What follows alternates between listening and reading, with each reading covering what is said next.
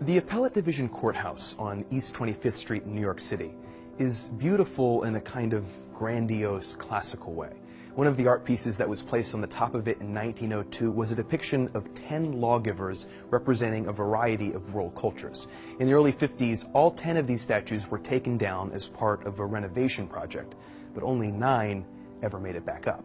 The 10th statue, an 8-foot-tall depiction of the Prophet Muhammad, was shipped off and basically forgotten. According to reports, it was last seen in 1983 lying on its side in a stand of tall grass somewhere in New Jersey.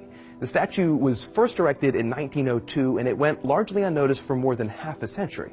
Then in the early 1950s, a number of Muslims, including the foreign ambassadors of Indonesia, Egypt, and Pakistan, saw an article about the impending renovations and sent letters of complaint to the courthouse. They didn't want the statue of Muhammad reinstalled, they wanted it destroyed.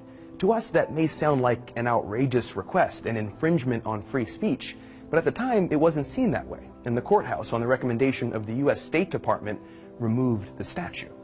If you take from the equation the political context that modern-day terrorism and fear-mongering have created, the decision to do this and the request that led to it seems totally within reason.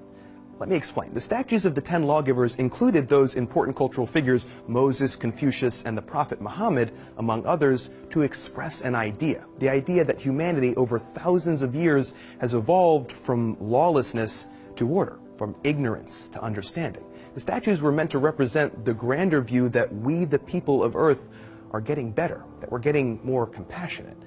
In that respect, removing the statue of the Prophet Muhammad not only makes sense, it's proof of the idea that the initial piece of art was created to represent.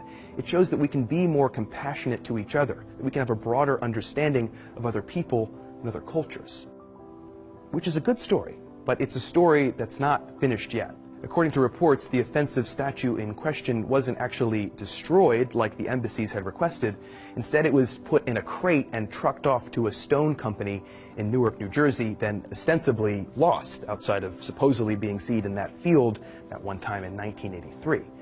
The point is, we may have been ready to remove the statue from a building in 1955 without much fanfare, but we were still a long way off from fully accepting the need for cultural sensitivity, and we may never get there.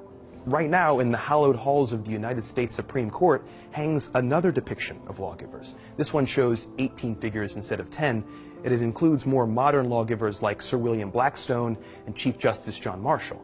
But it also includes older figures too, like Moses, Confucius, and yes, the Prophet Muhammad. To see our video on Pakistan's plan to arm their school teachers, click here now. The school